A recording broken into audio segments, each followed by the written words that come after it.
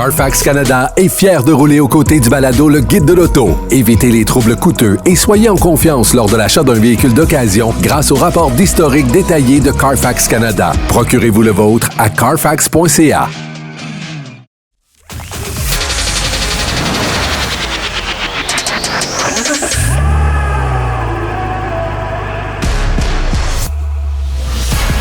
Actualité automobile. Faites le plein. Un parcours bien contrôlé. C'est le Guide de l'auto. La référence depuis 1967.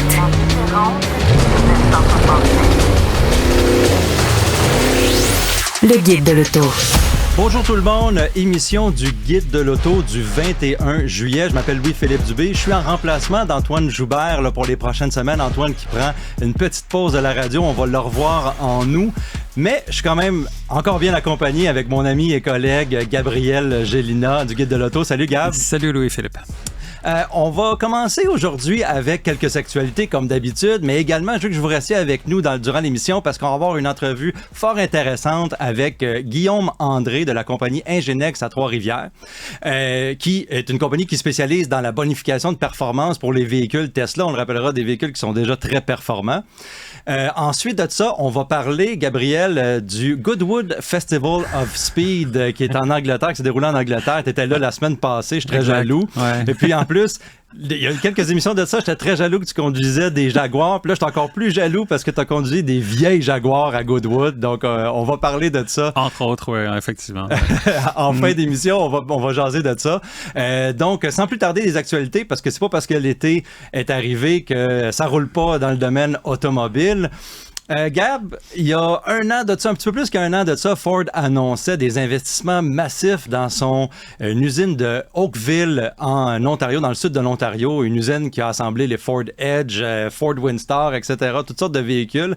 Et puis, on annonçait l'élaboration d'un campus électrique pour assembler des véhicules électriques, mais également des batteries, toutes sortes de composantes. Et puis, c'était... Il y a un an et demi de ça, je pense, en avril 2023. Et puis après ça, un an plus tard, on a annoncé qu'on mettait un peu les freins là-dessus. On allait se concentrer sur les véhicules hybrides. Mais là, Ford vient d'annoncer quelque chose de complètement en champ gauche. On annonce l'assemblage de Ford Super Duty. Ouais. Alors ça, c'est un virage à 180 degrés. Oui, un Super Duty, ça ne tourne pas sur 180 degrés facilement. un U-turn, comme on dit communément. Ouais. Non, effectivement, de ce côté-là, c'est clair que pour Ford, c'est un ajustement de tir. Évidemment, c'est une compagnie cotée en bourse. Ils ont des comptes à rendre à des investisseurs et tout le reste.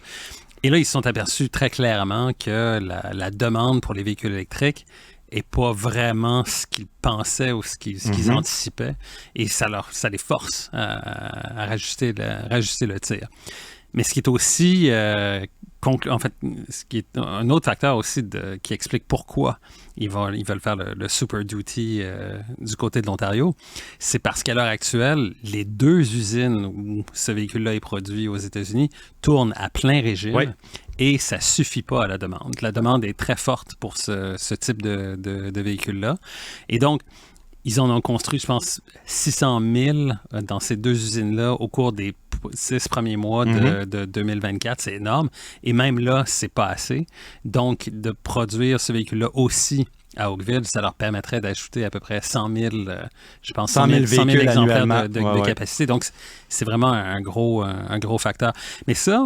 C'est pas juste du côté de Ford que l'on voit ça là, en ce moment. En effet, j'allais dire, c'est pas la première annonce, c'est pas la dernière non plus. Exactement. On a vu beaucoup de constructeurs automobiles qui ont fait des annonces pour des véhicules électriques, pour le développement de nouveaux modèles, ce genre de choses, et qui, là, tranquillement, commencent à lever le pied, littéralement, de l'accélérateur. Tout simplement parce que ce qu'ils voient, c'est que, bon, c'est sûr qu'ici au Québec, les véhicules électriques, ça fonctionne, ça se vend bien, les gens sont là, les consommateurs répondent présents et tout. Surtout, évidemment, il y a des mesures incitatives qui sont très, très généreuses. Oui, ça augmente chez nous, il n'y a pas de problème avec ça. Par contre, aux États-Unis, ce que l'on voit, c'est que la demande est plus forte pour des véhicules hybrides ou des véhicules hybrides rechargeables plutôt que des véhicules purement électriques. Pour un paquet de raisons, pour une question de géographie, pour des questions de réseau d'infrastructure, de recharge. C'est pas l'adoption des véhicules électriques n'est pas universelle partout et pas partout la même selon les marchés. T'sais.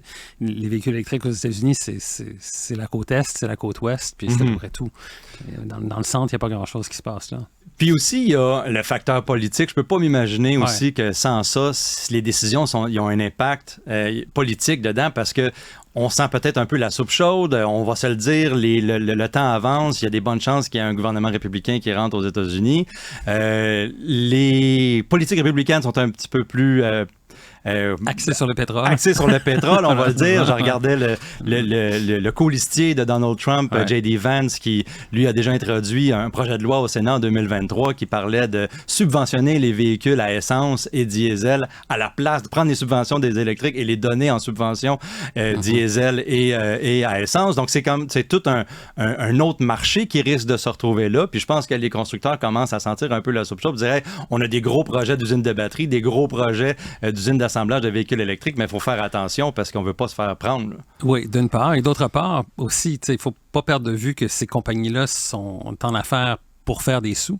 Ah oui, c'est beau les arbres, là, mais on a des actionnaires. Et si les véhicules électriques, ça ne marche pas autant que ce qu'on pensait, ben à ce moment-là, ils n'ont pas le choix que de rajuster le tir et de se concentrer sur ce qui fonctionne, ce que le marché demande. Et en ce moment, c'est des camionnettes comme les Super Duty.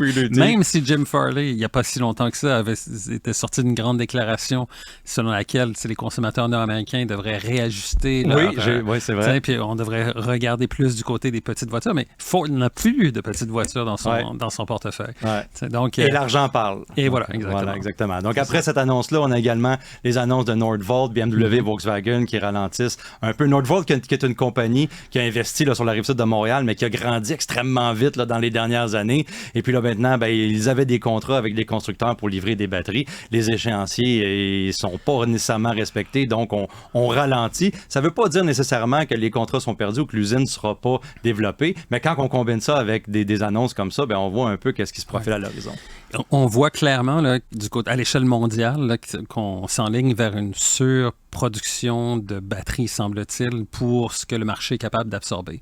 Et ça va avoir une incidence directe sur le prix de ces batteries-là, peut-être, mais aussi sur la rentabilité de toutes ces entreprises-là qui doivent justement produire ces batteries. Parce que quand on voit tous les investissements qui sont faits, non seulement ici, mais également partout, principalement en Chine aussi, qui est le plus gros producteur là, de véhicules électriques à l'heure actuelle, on voit très clairement qu'on s'enligne peut-être pour les 10 prochaines années avec une surcapacité de production de batteries qui ne correspond pas vraiment aux véhicules électriques qui vont être écoulés sur les marchés partout sur la planète. Là. Intéressant. J'ai hâte de voir ce qui va se développer dans les prochains mois. Un mot rapide sur un sujet qu'on a abordé souvent ici au Guide de l'Auto, le vol de véhicules au Canada et au Québec. C'était devenu un fléau, c'était grandissant. Puis, je pense qu'on peut rendre à César ce qui est à César. Le gouvernement, en fait, c'est pas le gouvernement qui a annoncé ça, c'est une entreprise, une organisation qui s'appelle Équité Association, qui est une espèce d'organisation liée aux compagnies d'assurance, qui a annoncé que le vol de véhicules dans le premier semestre de 2024 avait réduit de 17% au pays et 36% au Québec. Donc, le gouvernement qui avait investi massivement là, dans non seulement des programmes pour améliorer un peu la synergie entre les corps policiers, les agences frontalières, etc., mais également augmenter les peines là, pour les contrevenants là, dans le vol de véhicules. C'est une bonne nouvelle. Et puis, ça prouve que quand on s'attaque sérieusement à un problème avec des mesures concrètes, ça donne des résultats, semble-t-il. Parce que c'était clair que c'était devenu un fléau qui était presque devenu hors de contrôle. Mais là, semble-t-il qu'avec des opérations ciblées, comme ce que l'on a vu dernièrement dans le port de Montréal, là, saisie de plusieurs véhicules, démantèlement d'un réseau et tout ça. Mais il faut savoir une chose, que évidemment, tout ça, c'est le crime organisé et tout. Et c'est une source de profit qui est tellement élevée puis qui est et de voler de véhicules, ça coûte pas grand-chose. Donc, c'est sûr qu'on peut leur mettre des bâtons dans les roues tant qu'on veut, mais c'est clair que ça va, selon moi, rester toujours être un peu présent, c'est sûr et exactement. certain. Je comprends. Surtout pour les véhicules haut de gamme, là, les camionnettes puis les VUS. Donc, gardez vos véhicules verrouillés, s'il vous plaît, ça veut pas... et les clés et la télécommande dans une boîte Faraday. Oui, absolument. Ouais, tout à fait. Gabriel, la semaine dernière, on annonçait que Audi enlevait les coupés et cabriolets de la lignée A5. Et puis, il y a eu un remaniement un peu de la nomenclature chez Audi. L'A4 n'est plus, mais ça ne veut pas dire que le format de l'A4 n'est plus. Elle est remplacée par l'A5. Oui, effectivement. Donc, ce qui se passe avec Audi, c'est annoncé depuis un certain temps d'ailleurs, pour rendre la différenciation plus facile entre les modèles à motorisation électrique et les modèles à motorisation à essence ou à moteur thermique. Ils ont décidé il y a longtemps que tous les modèles électriques allaient avoir un chiffre pair et tous les modèles à moteur à essence ou à moteur thermique allaient avoir un chiffre impair. Donc, à partir du moment où tu as une A4 qui est sur le marché depuis plus de 20 ans, je pense, ou même plus que ça, 30 ans, et que là, à ce moment-là, à partir de maintenant, les voitures avec un chiffre pair doivent être des voitures électriques, tu n'as pas le choix que de changer la désignation de ton modèle et de la faire passer à autre chose. Et bon, évidemment, il y avait déjà une A5 sur le marché, qui était la version coupée, et aussi il y avait la A5 Sportback, il y avait des cabriolets là-dedans et tout. Tout ça, ça a été éliminé.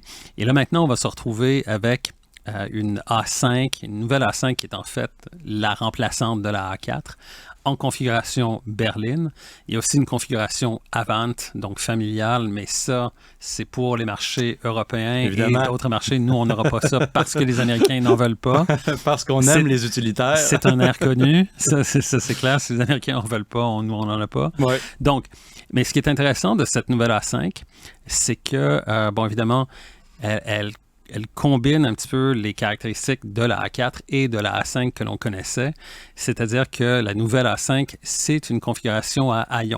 Donc, c'est une berline. Ils l'appellent quand même la berline sédan, là, comme ils disent en Allemagne. Mais c'est un peu comme le... Mais c'est ça. Mais tu as quand même une ligne de toit qui est très, très fuyante vers l'arrière. Et c'est une voiture à haillons. C'est pas un coffre conventionnel d'une berline. C'est vraiment un haillon, une hatchback, là, comme on dit chez nous. C'est une voiture aussi dont les dimensions ont grandement progressé. Évidemment. Audi a développé ce qu'ils appellent la PPC, Premium Platform Combustion, en opposition à Premium Platform Electric, qui est l'autre architecture pour les voitures électriques. Donc, et cette plateforme-là va sous-tendre évidemment toute une série de nouveaux modèles à motorisation thermique. Et donc, c'est un véhicule qui est plus grand, l'empattement est beaucoup plus long maintenant, donc c'est plus de dégagement pour les jambes des passagers qui prennent place à l'arrière, tout ça. Pour ce qui est des moteurs, pour nous, ça va être la même chose, c'est-à-dire le moteur 4 cylindres 2 litres turbo, c'est du copier-coller par rapport à ce qu'on avait avant. Ouais. Et il y a aussi la S5. La S5, ça, évidemment, c'est le moteur V6 biturbo de 3 litres, un moteur beaucoup plus puissant. On gagne à peu près une centaine de chevaux par rapport à la A5. Là, on parle de 250 à 350 chevaux. Une autre bête, là. Exactement. Ouais. Puis évidemment, un look plus sport, plus affirmé et tout. Mais je dirais que, règle générale, le véhicule plus gros, le véhicule a un look beaucoup plus sportif, que l'on parle de la A5 ou de la S5, beaucoup plus sportif que le modèle qui le remplace. Et tout ça, c'est des véhicules qui vont arriver sur le marché dès l'année prochaine pour nous, en tant que modèle 2025. Ben, c'est dommage pour le coupé et le convertible parce qu'on aime quand même cette configuration-là, mais les berlines, on va les prendre. C'est ça. Et puis aussi, les coupés puis les décapotables se vendent de moins en moins de toute façon. Ouais. Alors, ils sont disparus pour l'instant. Ça ne veut pas dire que ça ne reviendra pas, mais pour l'instant, c'est le cas. Oui. Bon, ben c'est vraiment intéressant. Puis j'ai hâte qu'on puisse aller essayer ça, cette nouvelle A5-là, et S5 aussi, qui est plus performante. Un mot rapide aussi pour le Cadillac Escalade, ce mastodonte de luxe aux États-Unis, très populaire comme véhicule. On a des petits changements qui ont été effectués, qui s'inspirent un peu du Cadillac Escalade IQ, qui est le modèle électrique. Ouais, tout à fait. À l'avant, des touches, mais on garde quand même l'espèce de gros look, là, la montée montagne qu'est l'escalade. Et puis, ben, on a des retouches esthétiques, mais aussi des roues de 24 pouces. Hein, ça va être le fun en hiver pour les pneus d'hiver à acheter ça. Ça sera pas donné. Prenez une garantie hasard de route pour les pneus, là, ça c'est clair. Et, ouais, c'est vrai. Et évidemment, à l'intérieur, ben, un écran de 55 pouces là, qui s'étend là, de la vitre du côté conducteur à la vitre du côté passager. Oui, ben ça c'est la tendance. Là. On l'a vu avec Mercedes-Benz, avec le Hyperscreen, ça fait longtemps. Mais maintenant, on voit de plus en plus ces écrans, ces dalles numériques qui prennent, dans certains cas, presque... des proportions. C'est plus des dalles, là, c'est des pavés. Donc, ça, bon, évidemment, ça permet aussi de décliner toute une série de services, d'offres, de fonctionnalités qu'on n'aurait pas autrement. Ça, c'est intéressant. Mais ce qui est aussi intéressant dans le cas du Escalade, c'est le fait que, bon, on a abandonné aussi un moteur pour le Canada. Enfin, ça, c'est la modification qui est importante. C'est le diesel qui est parti. Mais le diesel, corrige-moi si je me trompe, mais il était juste disponible sur la version de base que Cadillac appelait la version luxe Cadillac Escalade. Donc, c'était pas un moteur qui avait une grosse diffusion de toute façon. Oui, puis c'était un diesel dans un véhicule comme ça. C'était bien parce que, bon, c'est un moteur de camion qu'on met dans un camion, mais c'était quand même curieux. Ouais, peut-être pour le remorquage, puis ce genre de choses, ça avait certains avantages, mais ce qui est vrai que pour le degré de raffinement, on va le dire comme ça. Pour un véhicule de ce prix-là, c'était moteur à essence qui claque l'hiver. Là, exact. un peu plus adapté. Donc, ça, c'est la grosse nouvelle. La grosse nouvelle pour l'escalade. Sur le plan technique, en tout cas. Voilà. En terminant les actualités, Gabriel, je veux parler de Jaguar. Parce qu'on en a parlé il y a quelques émissions de ça, toi et moi. Puis, tu as eu l'occasion de t'entretenir un peu avec les gens de Jaguar. La dernière fois, on parlait juste de modèles qui quittaient, puis il restait juste le F-Pace, pratiquement, qui est le modèle qui était populaire chez Jaguar. Là, il y a comme un peu un renouveau qui se fait. Puis, tu as eu des informations là, de la part des créateurs là, chez Jaguar. Ben, en fait, j'étais la semaine dernière en Angleterre pour la semaine, pour essayer des véhicules... le Defender Octa, des Range Rover Sport SV. On va parler de ça tantôt. De me rendre à Goodwood, sur le circuit de Goodwood, pour conduire des anciennes Jaguar, des Jaguar classiques. Donc, il y avait là des Jaguar XK120, la C-Type, D-Type, E-Type, la fameuse Type E, Jaguar XJ220 aussi. Donc, des modèles qui sont vraiment emblématiques de la marque Jaguar et qui se démarquent tous par un peu l'excellence de leur design. Quand la Type E est sortie en 1964, là, ça a été une véritable révolution pour ce qui est du design. Et la raison pour laquelle ils voulaient nous exposer à tout ça, c'est parce que j'ai eu un entretien avec Rawdon Glover, qui est le Managing Director de la marque Jaguar. C'est lui qui a été mis en charge de la marque Jaguar en mars 2023, pour nous parler littéralement de... Je pense qu'il faut parler de renaissance. C'est parce que, comme tu l'as mentionné, Jaguar a éliminé un paquet de modèles pour 2025. Il y a juste le F-Pace qui survit parce que c'est un VUS. Toutes les autres voitures sont disparues. La sportive F-Type, l'autre VUS, le E-Pace, le I-Pace électrique aussi. Fait qu'un grand besoin de renouveau chez Jaguar. Et donc, là, ce qui se passe, là, c'est on dirait en anglais un reboot, là, où on met c'est à la fois la fin d'une époque et le début d'une autre. Donc, on a la fin des moteurs thermiques. D'ailleurs, quand on s'est rendu à Goodwood, on conduisait des Jaguar F-Type et F-Pace avec moteur V8, qui sont les derniers. Le last blast. Oui, exactement, avec les V8. Tout ça pour nous parler justement de l'avenir de la marque. Alors, qu'est-ce qui se passe avec Jaguar là, dans les prochains 6 mois? Ce que l'on va voir, c'est qu'ils ont déjà, dans un premier temps, ils ont décidé qu'il y avait besoin de refaire complètement le repositionnement puis l'image de cette marque-là. Donc, ce qu'ils veulent faire de Jaguar, là, ce sera plus ça va redevenir un constructeur à faible volume de vente. Parce qu'on ne savait plus où est-ce qu'on s'en allait là, un peu avec les utilitaires et tout ça. Là. Donc, on va se concentrer sur, évidemment, ce seront tous des modèles à motorisation électrique. Il va en avoir 3 qui vont sortir prochainement. Et le premier modèle que Jaguar va sortir, ça va être une GT électrique à 4 portes.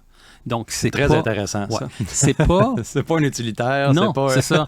Et c'est pas un marché de très, très haut volume, non. là, on s'entend là-dessus. Mais ce qu'ils ont fait comme démarche, et c'est assez intéressant, c'est qu'ils ont pris tous leurs designers, ils les ont séparés en 3 équipes et leur ont dit, OK, vous avez 3 mois, là, allez concevoir des voitures. Ils leur ont pas donné de directive quant à l'architecture de l'auto, à la capacité de la batterie, la puissance des moteurs, à rien. Rien sur le plan, aucune info sur le plan technique. On part sur la planche à dessin. Exactement. Et on fait du design. Okay? Ils se sont dit, c'est ça qu'on veut. Et pendant 3 mois, ces 3 équipes de designers-là ont accouché de 17 designs différents. Okay. Et là, de ces 17-là, ils ont réduit ça à genre 3 modèles et qui vont exprimer le nouveau langage de design de Jaguar. Parce que Jaguar, c'est toujours été une marque qui a été reconnue pour le design. Dans les années passées, par certains modèles étaient vraiment, vraiment très stylés. Donc, ils veulent vraiment se concentrer là-dessus. Et ils ont décidé une fois qu'ils avaient le look qu'ils voulaient, de faire l'ingénierie du véhicule. Là, on va mettre qu'est-ce qu'on peut dedans. Exactement. Donc, c'est une approche qui est complètement à l'opposé de toute celle de n'importe quel constructeur allemand ou japonais ou peu importe. On va d'abord développer une plateforme, une architecture, puis ensuite on va développer l'intérieur, puis ensuite on fait une carrosserie. Mais là maintenant, c'est l'inverse. Ils ont fait une carrosserie, puis ensuite ils vont faire l'engineering. Ben, je suis content d'entendre ça parce que justement chez Jaguar, on voulait pas avoir des nouveaux véhicules Jaguar qui sont des boîtes qui ressemblent un peu à leurs homologues allemands. Puis... C'est surtout ça, ils se sont dit on veut pas être une copie de qui que ce soit. On veut avoir quelque chose de complètement original. Et ils se sont dit que toutes les voitures électriques en venaient un peu à se ressembler parce que les dictats de l'aérodynamique pour l'autonomie font en sorte que les formes de l'auto demeurent les mêmes ou sont à peu près souvent communes entre différents modèles. Et là, eux autres, ils voulaient sortir, briser ce moule-là, puis sortir de ça. Bon. Et ils ont même fait une clinique avec le design de la première GT qu'ils ont montré à certains individus très fortunés qui ont été invités à une clinique, là, juste pour leur montrer le design. Ils m'ont dit qu'il y a un des invités qui leur a dit « La personne qui conduit cette voiture-là devrait porter une cape. » Autrement dit, pour la sophistication du design, c'était quelque chose d'assez intéressant à leurs yeux, à eux. Bref. Donc, ce que l'on sait sur le plan technique, c'est que, ils visent une autonomie de 690 km, une puissance d'à peu près 500 chevaux, une recharge de 10 à 80% de charge. Les chiffres habituels qu'on lance un peu dans les airs. Et c'est à peu près tout. OK. Les premiers prototypes sont actuellement en cours de phase d'essai sur les routes publiques camouflées, donc on va les voir. Et la voiture va être dévoilée lors d'un événement aux États-Unis avant la fin de l'année. Bon, voilà. Ben, on a hâte de voir ça. J'ai hâte de voir. Ça va être quoi? Surtout le design, mais aussi qu'est-ce qu'ils vont être capables de mettre dans ce design-là, comme tu l'expliques, surtout. Mais ça va venir dans les prochains mois. Le guide de l'auto. Ben, vous savez que c'est possible de programmer ou de recalibrer des véhicules à moteur thermique. Et puis, on peut faire la même chose avec les véhicules électriques. Puis aujourd'hui, j'aimerais en parler avec quelqu'un, un entrepreneur de la région de Trois-Rivières, Guillaume André, qui est le président de l'entreprise Enginext, qui spécialise dans le recalibrage et les bonifications de performance pour les véhicules Tesla. Tesla qui a déjà beaucoup de performance à offrir, mais ça a l'air que chez Enginext, on a trouvé le moyen d'en donner encore plus. Guillaume, bienvenue avec nous. Merci Louis-Philippe. C'est un plaisir d'être avec vous. Parfait. Donc, dis-moi un peu ton entreprise Enginext, ça a parti comment? Bien, ça a vraiment parti il y a 4 ans avec nos modules électroniques là, pour augmenter la puissance des Tesla. Donc, on s'est mis à travailler sur les Tesla Model 3 pour faire la rétro-ingénierie des moteurs et des batteries.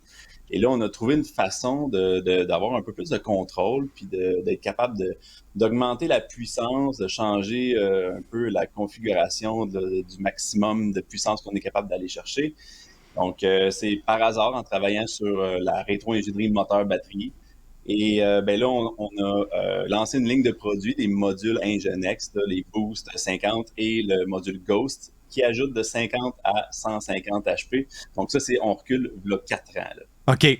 Là, on parle de rétro-ingénierie. Tu me dis que tu as ouvert les moteurs, tu as ouvert les batteries, on parle plus de software, là, de logiciels, tu es allé fouiller un peu dans les logiciels?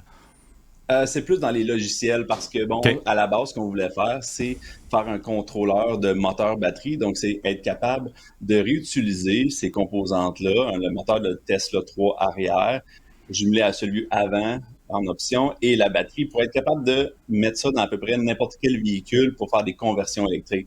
Donc, OK. c'est vraiment le but, c'est de faire un contrôleur qui imite tout le restant de l'auto que le moteur et la batterie ont besoin pour être capable de contrôler ces éléments-là.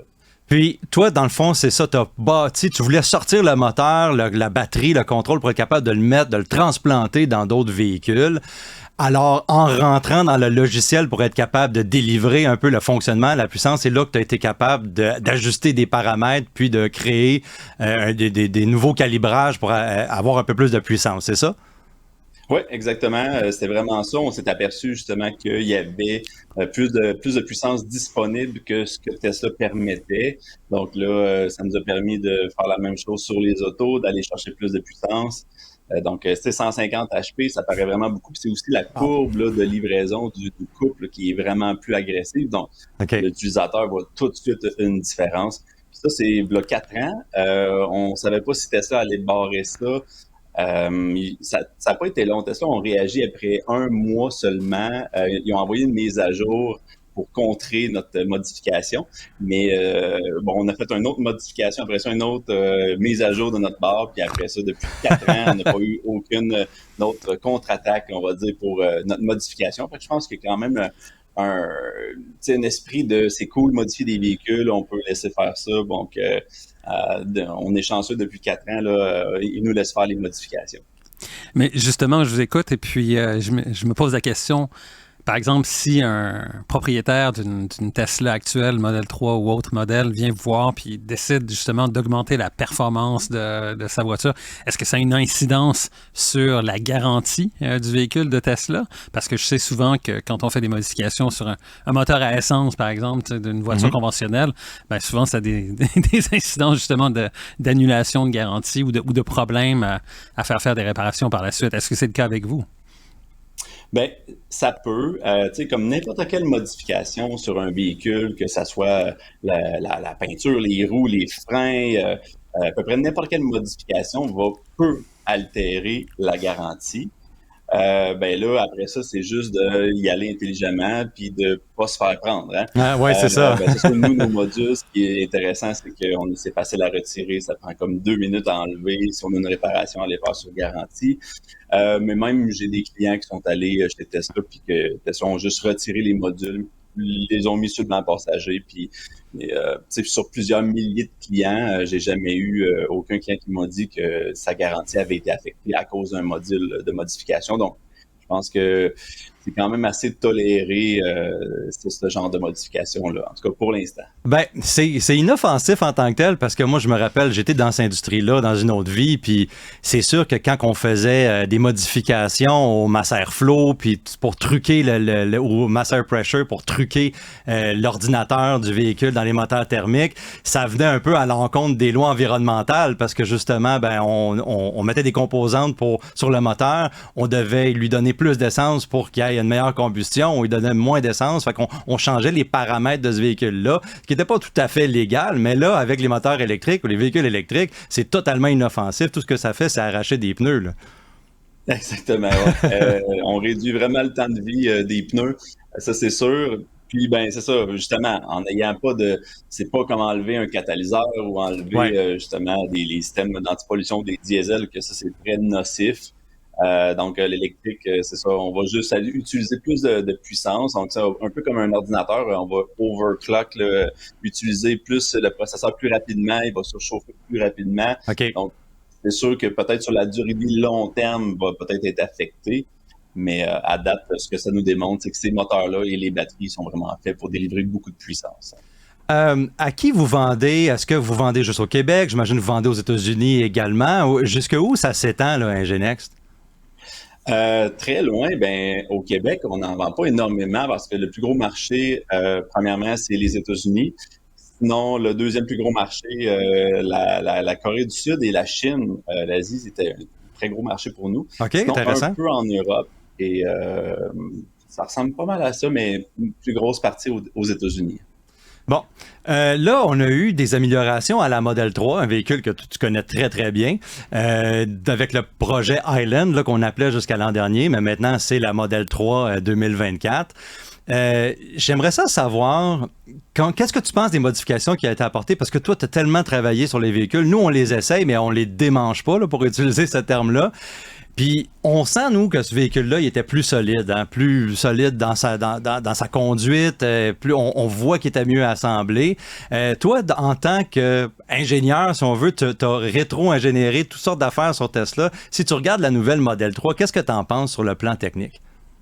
Ben, je vais faire une petite correction. Je ne suis pas ingénieur, Okay. mais j'ai une équipe d'ingénierie, par exemple. Oui, c'est ça. Donc, très débrouillard, mais pas ingénieur. Mais non, qu'est-ce qu'on en pense à l'interne ici, c'est que c'est vrai que c'est beaucoup mieux fait. La voiture, ils ont apporté beaucoup d'améliorations, surtout l'insonorisation. Les batteries, ça n'a pas vraiment changé. Les moteurs, par exemple, le moteur arrière, lui, il a quand même augmenté pas mal de puissance dans la modèle performance.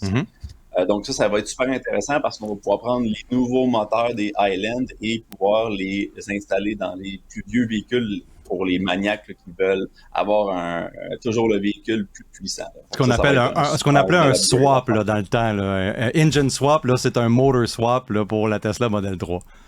Oui, exactement, des motor swaps. Et on en fait quand même régulièrement. On fait même des swaps de moteurs, des swaps de batterie pour augmenter l'autonomie. Donc, on peut prendre une modèle standard range et mettre une batterie de 82 kWh de modèle Y. Physiquement, la même batterie, donc ça fit là directement. Il faut juste changer quelques configurations. Puis à l'aide de notre module, on est capable de le faire. Wow. On peut même transformer le véhicule là, en 4 roues motrices en ajoutant le moteur avant. Okay. Mais pour revenir à l'Highland, oui, ils ont fait beaucoup d'améliorations, mais essentiellement, c'est pas mal le même véhicule. Si on parle de frein, direction, suspension, le châssis, mais c'est beaucoup l'intérieur, la finition, l'insonorisation là, qui ont amélioré. Là. Tu parles de frein, suspension, etc. Est-ce que c'est quelque chose que tu fais également développer des composantes de châssis ou ça se résume vraiment au logiciel?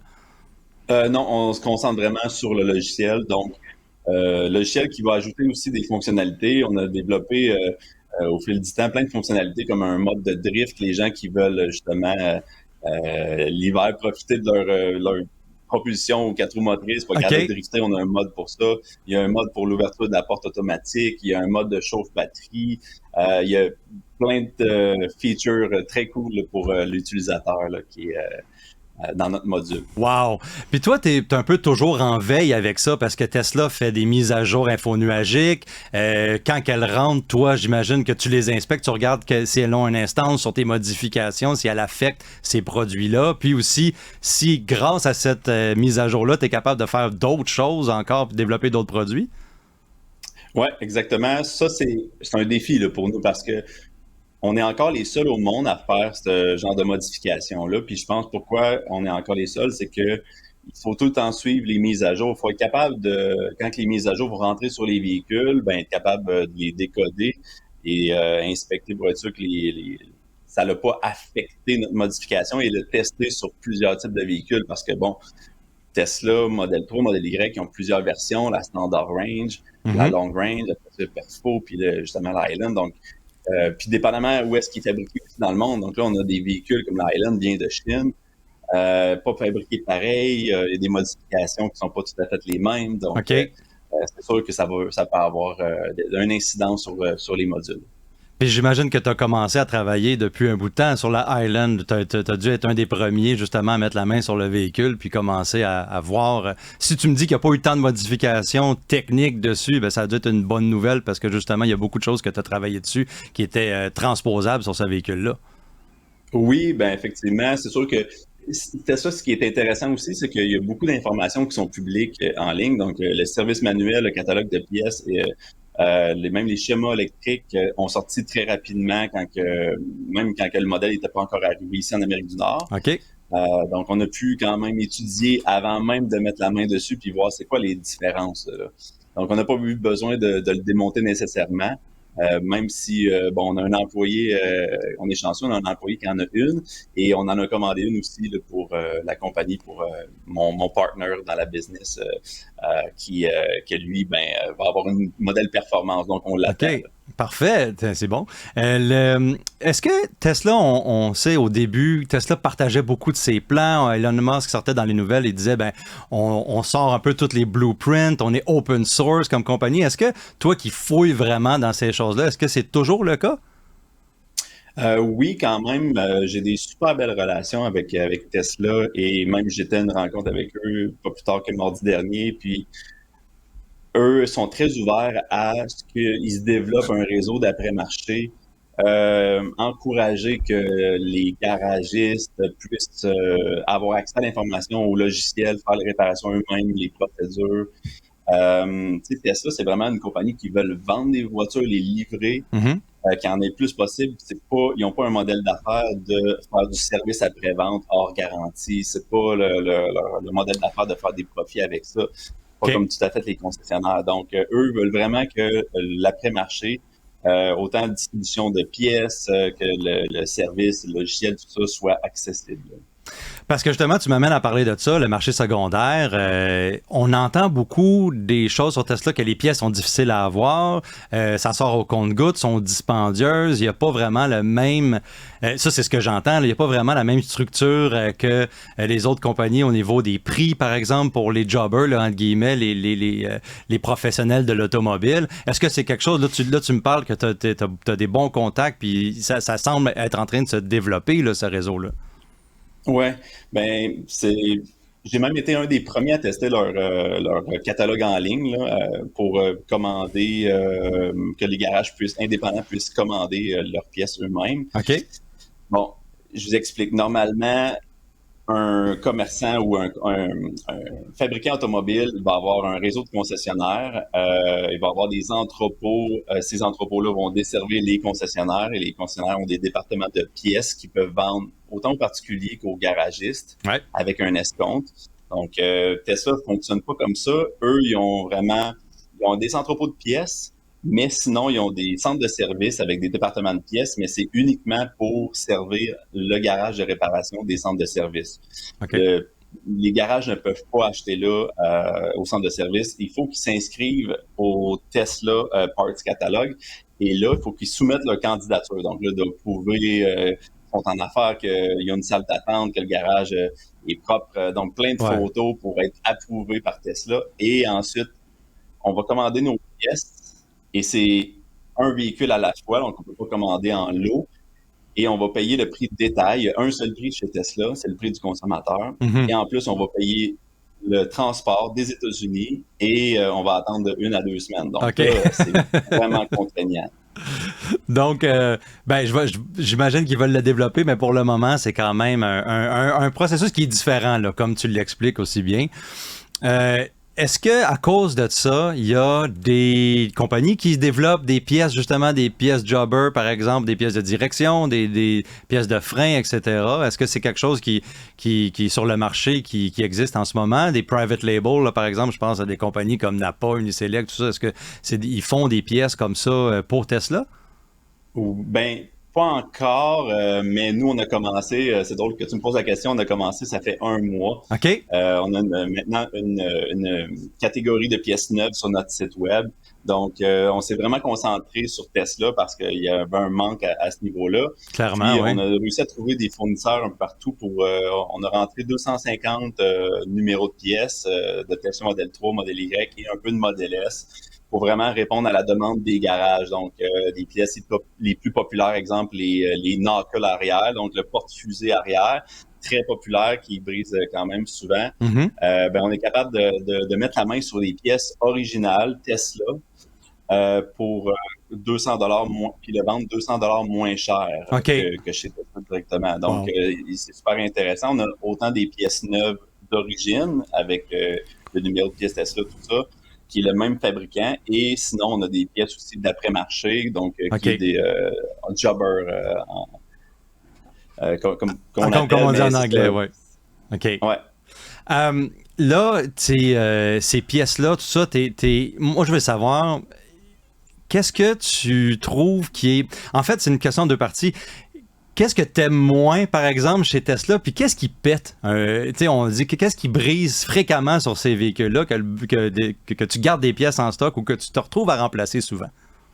Ouais. Ben, tu sais, Tesla, c'est vraiment une compagnie tech, informatique, sont en avance, tellement en avance sur beaucoup de compagnies, OK? Ouais. Ce qu'ils font de merveille, c'est un bijou d'ingénierie quand même, tout ce qui est le moteur, la batterie, puis tout le système autopilote, donc sinon toute l'électronique. Mais ils ont quand même des faiblesses. C'est sûr que point de vue carrosserie, c'est pas un véhicule qui est adapté à nos climats. C'est des véhicules qui vont rouiller, la peinture va lever à certaines places. C'est pas bien protégé comme un Subaru, mettons, on va dire. Je comprends. Mais sinon, qu'est-ce qui est de frein, direction, suspension, je dirais que ça peut ressembler peut-être à un véhicule allemand. Beaucoup de pièces en aluminium, des multibras qui peuvent coûter cher à remplacer. Mm-hmm. Fait que c'est sûr que bon, ça va coûter plus cher à entretenir qu'un Toyota Corolla, mais je pense que ça peut coûter moins cher, exemple, qu'un Porsche ou un modèle allemand. Personnellement, moi, j'ai toujours pensé que Tesla, c'était oui un constructeur automobile, mais d'abord un développeur de logiciels, un software developer, et puis aussi que c'est une compagnie qui maîtrise vraiment bien la gestion des flux d'énergie, évidemment le freinage régénératif, tout ça, puis des voitures qui sont très efficaces en consommation d'énergie. Mais est-ce que vous êtes aussi de cet avis-là? Après ce que je vous entends, c'est que vous comprenez que Tesla est au top justement pour ce qui est de la création de logiciels, mais comme constructeur automobile, pour ce qui est de l'assemblage des voitures, ça laisse vraiment à désirer. Ouais, ben l'assemblage des voitures, c'est vrai en 2018, mettons 2018-2019, les modèles 3 qui sortaient vraiment, ça sortait par milliers par jour. C'est vrai que ça laissait à désirer la carrosserie, les panneaux, les ajustements. Les modèles comme les modèles Highland qui viennent de Chine, j'avais un peu prédit quand ils allaient bâtir l'usine en Chine que les modèles en Chine allaient être mieux faits que ceux bâtis ici aux États-Unis, et c'est vraiment le cas. Wow. Bon, ils ont le souci peut-être plus du détail, l'ajustement des panneaux, tout ça. Mais c'est sûr que bon, il y a encore un peu de chemin à faire, mais tu sais, eux, préconise, on va dire, le look de la voiture, des beaux panneaux peinturés que plutôt de mettre des grosses protections en plastique qui peut être plus adapté à nos climats. Mm-hmm. Donc, c'est sûr que des fois, la voiture, on va dire, c'est pas très bien protégé pour nos hivers. Mais c'est sûr que avant tout, je pense que oui, Tesla, c'est une compagnie plus technologique et vraiment ce qu'ils maîtrisent, c'est les moteurs électriques, les batteries, tous les systèmes électroniques. Là. Puis même avec le Cybertruck, ils l'ont démontré avec les systèmes 48 volts. Donc, ils ont abandonné tous les systèmes 12 volts et là, sont passés aux 48 volts. OK. Mais t'as-tu réussi à mettre la main sur un Cybertruck pour travailler un peu dessus ou c'est top secret? Non, il n'y en a pas. Il y en a pas les encore. seuls qui au Québec, c'est les centres de services qui l'ont pour faire des tests, mais OK, il n'y en a je pas comprends. encore. J'ai un ami à Toronto là, qui il avait mis la main pendant quelques semaines sur un, mais c'est parce que c'était un de ses amis qui venait des États-Unis. Donc, mais au Canada, il n'est pas encore prêt pour homologuer encore. Ben, j'imagine qu'à un moment donné, ça sera pas trop long que tu vas pouvoir en faire l'essai puis regarder comment que c'est fait ce véhicule-là. Aussi, pour terminer, ben, c'est pas terminé tout de suite, mais il y a un autre volet chez Ngenex, puis on en avait parlé brièvement, toi puis moi. Tu travailles sur des projets spéciaux qui n'ont pas nécessairement rapport avec les Tesla. Il y en a un qui a rapport avec l'aéronautique, l'aviation. C'est quoi tu travailles dessus? Ouais, ben c'est ça, Ngenex, c'est assez varié qu'est-ce qu'on fait comme projet. Je dis tout le temps, il y a 3 piliers. Puis là, on en a parlé. Là, il y a 2 piliers qu'on a parlé. Donc, c'est les pièces usagées et les pièces neuves. Donc, on est un recycleur automobile. On achète plein de véhicules électriques perte totale à l'encan. OK. On va démonter pour les pièces. Donc, avec ces pièces-là, on a aussi les contrôleurs et les modules électroniques. Donc, ça, c'est notre deuxième pilier. On est capable de faire des contrôleurs pour réutiliser ces pièces-là. Puis, le troisième pilier, c'est les conversions électriques. Donc, on a fait quelques conversions des projets spéciaux, des vieux véhicules comme la Cadillac Eldorado et sinon la Pontiac GTO convertie électrique qui a été vendue à l'Ancan Barrett Jackson aux États-Unis. Ouais. Avec toute la mécanique d'une Tesla Model 3. Sinon, on a fait aussi une Beetle pour Saint-Hubert. C'est un véhicule promotionnel, c'est un Beetle des années 60. Ah, wow! Sinon, des projets comme ça, on a fait aussi des véhicules plus comme des ProMaster qu'on a convertis. Mais là, le produit qu'on a, ce qui est vraiment intéressant, c'est des véhicules aéroportuaires, donc les tracteurs qui se promènent sur le tarmac pour aller transporter les bagages pour les utilisateurs. Donc, on prend un vieux TOG qu'on appelle, c'est un modèle de tracteur qu'on va tout enlever la mécanique essence et tout installer la mécanique d'une Chevrolet Bolt. Okay. Donc, on utilise des composantes de Bolt. Wow. Pour donc la batterie, le moteur, mais aussi le chargeur, le DC-DC, l'électronique finalement. Puis ces composantes-là, bien souvent, qui sont modifiées pour être installées sur le tracteur. Mais ça devient intéressant parce que justement, les véhicules électriques, bon, c'est dans un environnement où est-ce qu'il y a des avions, les avions consomment beaucoup de carburant. Par contre, j'imagine que les vieux TOG, là, je les regarde puis je me dis, ils sont pas vraiment efficaces du côté énergétique. Là. C'est pas mal mieux avec le moteur de Bolt, puis on est capable de la recharger également bien vite, j'imagine, sur les installations aéroportuaires. Oui, ben c'est ça. Ce qui est vraiment intéressant, c'est que ces tracteurs-là, c'est une vieille technologie. Ils coûtent un 6 en ligne à carburateur, vraiment polluant. Okay. Donc, on enlève cette mécanique-là, on installe une mécanique qui est technologie quasiment d'aujourd'hui. Méchante grosse différence. Puis on installe la batterie complète de la Chevrolet Bolt. Puis comme ces équipements-là font pas beaucoup de kilomètres par jour, en moyenne, on va faire 6 jours d'utilisation avec une batterie pleine. Donc, pour les aéroports, c'est vraiment un game changer, on va dire, pour eux, parce que ça permet l'électrification dans les aéroports, parce qu'ils n'ont pas les grosses infrastructures. Même déjà, c'est un défi pour eux, l'électricité. Mm-hmm. Donc, si tous les équipements au sol sont électrifiés, là, ça fait du sens d'avoir des équipements qui vont être chargés juste une fois par semaine plutôt que à tous les jours. Là. Je comprends. Dernière question que j'ai pour toi. Les batteries, on s'inquiète souvent sur... Bon, on en fait pour les véhicules, tout ça. Toi, vu que tu as un volet un peu recyclage, là, tu achètes des véhicules qui sont utilisés, tout ça, puis qui sont perte totale, puis tu réutilises les composantes. C'est quoi le futur d'une batterie d'un véhicule électrique une fois qu'elle est plus apte un peu à mouvoir le véhicule dans lequel elle est? Oui, ça c'est vraiment intéressant. Il y a plusieurs vies qu'elle peut avoir. Donc, si c'est une batterie qui est très récente, la plupart du temps, ce qu'on va faire, c'est qu'on va la garder en stock pour remplacer sur un véhicule, soit que la batterie a été endommagée ou a été défectueuse. Mm-hmm.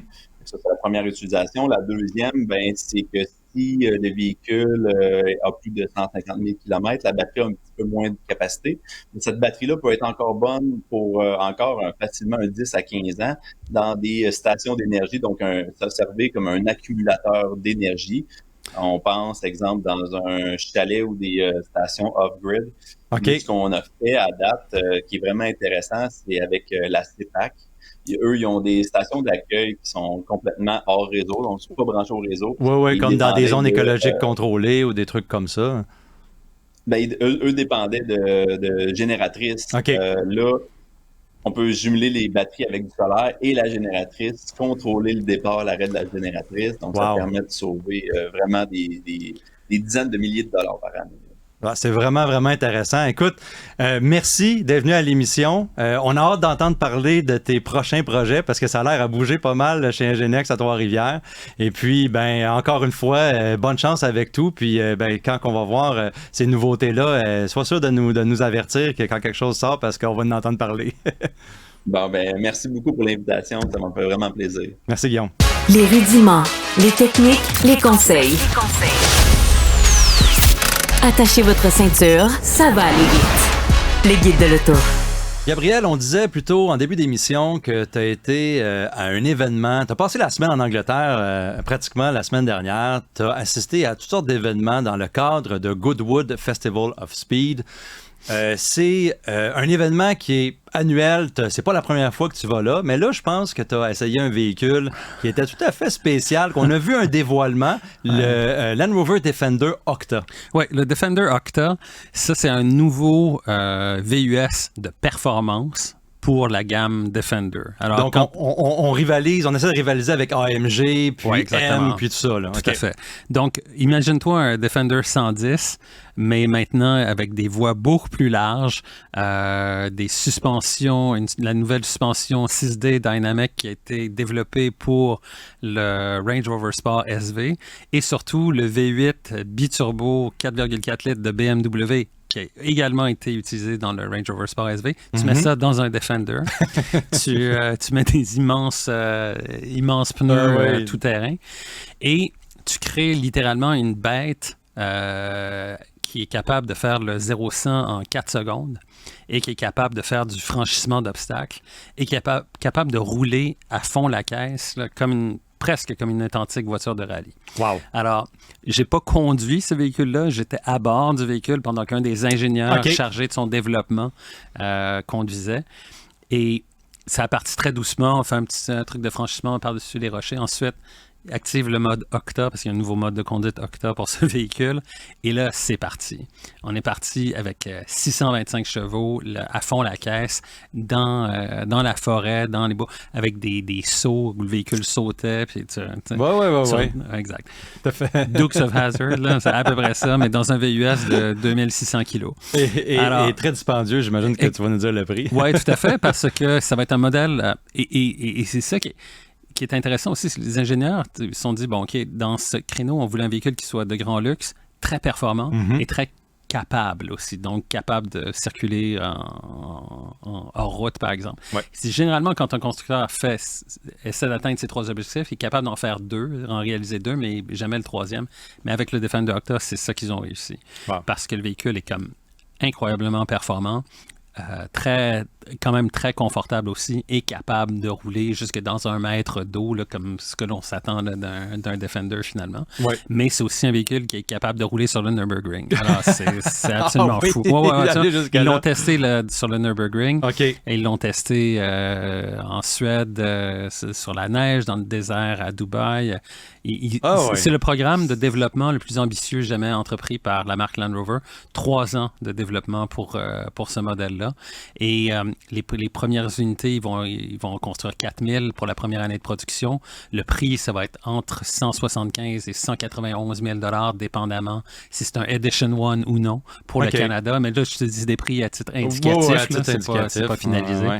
Donc, ça va être véritablement une bête de performance, mais avec un look de Defender. Ben, ça colle avec la marque Land Rover parce qu'on s'était échappé un peu dans les utilitaires. Là, depuis que le Defender est revenu, on revient un peu avec ces technologies-là qui a fait que la marque a été reconnue pour la conduite hors route. Puis je pense que celui-là, si tu dis qu'il amène autant à la table qu'il amène, ben, ça va être vraiment intéressant. Ça va être hallucinant, ce véhicule-là. Évidemment très cher, mais très exclusif aussi. Alors, mais pour ce qui est de la mise au point de l'ingénierie, là, c'est vraiment du top. Là. Pour ma part, j'ai conduit la Porsche Panamera 4 2024. On connaît la Panamera, c'est un véhicule qui greffe des modèles en cours de route là, tout le temps. D'ailleurs, je pense hier ou avant-hier, on a annoncé la nouvelle Turbo SE hybride de la Panamera qui a jusqu'à 771 chevaux et 737 livres-pieds de couple. C'est la Panamera la plus performante qui a jamais été dans la lignée. Donc, ce n'est pas celle-là que j'ai conduit. Moi, c'est la Panamera 4, donc avec le modèle qui a plus 348 chevaux. Plus commun, assez de puissance. C'est un véhicule qui est quand même pesant, mais je trouve que ce moteur-là fait un bon travail là, avec la Panamera. Un véhicule qui est coupé, hein. Fait qu'en arrière, c'est pas la Sport Turismo, pardon. Fait que c'est un véhicule qu'il n'y a pas beaucoup d'espace pour la tête. Très confortable, mais les 2 places en arrière, c'est quand même assez limité. J'aime beaucoup la performance et comment Porsche est encore capable d'émuler la rétroaction dans le volant d'une Porsche, d'un véhicule qui est plus pesant, qui n'est pas configuré de la même manière que la 911 ou la 718, par exemple, qu'on connaît très bien, les sportives chez Porsche. Une affaire qui me dérange un petit peu plus, par exemple, c'est l'habitacle. L'habitacle devient de plus en plus numérique. Maintenant, on a changé le levier de changement de vitesse. Il est dans le tableau de bord comme les utilitaires Cayenne, Macan, etc. On a un bloc d'instrumentation qui est complètement numérique, un écran pour le conducteur, un écran pour le passager. Et puis toute cette planche de bord-là et la console centrale est très numérique. C'est des boutons haptiques, là, si on veut, à retour haptique. Donc, je trouve que le véhicule a gardé toute l'essence de qu'est-ce que j'aime de Porsche, de la Panamera, puis qu'est-ce que Porsche a amené sur la table, mais il faut s'attendre maintenant à avoir des écrans dans ces sportives-là, puis chez Porsche, on y échappe pas. Donc, c'est tout pour aujourd'hui, pour l'émission du Guide de l'Auto du 21 juillet. Merci beaucoup d'avoir été avec nous. Restez avec nous pour les prochaines semaines. On va avoir d'autres actualités cet été, puis d'autres essais, parce qu'on est toujours sur la route cet été, Gabriel, puis toute l'équipe du Guide de l'Auto. Merci encore. Tous les épisodes du Guide de l'Auto sont disponibles en podcast sur l'application et le site cube.ca. Carfax Canada est fier de rouler aux côtés du balado Le Guide de l'Auto. Évitez les troubles coûteux et soyez en confiance lors de l'achat d'un véhicule d'occasion grâce au rapport d'historique détaillé de Carfax Canada. Procurez-vous le vôtre à carfax.ca.